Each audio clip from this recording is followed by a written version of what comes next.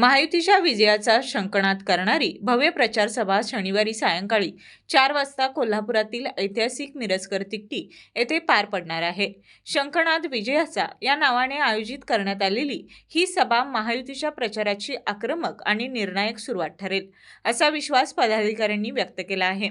भाजप प्रदेशाध्यक्ष पदाची सूत्रे स्वीकारल्यानंतर प्रथमच कोल्हापुरात येणारे आमदार रवींद्र चव्हाण यांच्या हस्ते या प्रचार मोहिमेचा शुभारंभ होणार असून त्यांच्या मार्गदर्शनाखाली कार्यकर्त्यांसह सर्वसामान्य मतदारांचे लक्ष लागलं आहे.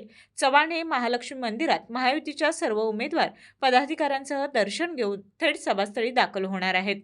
यावेळी व्यासपीठावर मंत्री चंद्रकांतदादा पाटील, मंत्री हसन मुश्रीफ, पालकमंत्री प्रकाश आंबेडकर, आमदार राजेश क्षीरसागर, खासदार धनंजय महाडिक, खासदार धैर्यशील माने, आमदार अमल महाडिक, माजी खासदार संजय मंडलिक, शौमिका महाडिक, महेश जाधव यांच्यासह अनेक मान्यवर उपस्थित राहणार आहेत.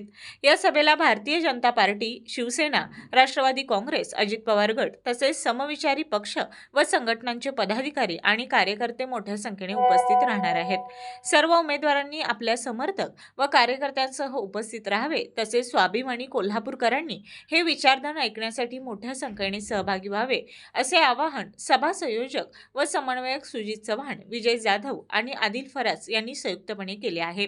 चांगली, भक्कम आणि आक्रमक सुरुवात म्हणजे विजयावर शिक्कामोर्तब या उक्तीप्रमाणे ही सभा महायुतीच्या विजयाची नांदी ठरेल, असा ठाम विश्वास व्यक्त केला जात आहे. विजयाचा हा शंखनाद ऐकण्यासाठी महायुतीतील घटक पक्षाचे पदाधिकारी, कार्यकर्ते आणि कोल्हापूरची जनता प्रचंड उत्सुकतेने या सभेकडे पाहत आहे.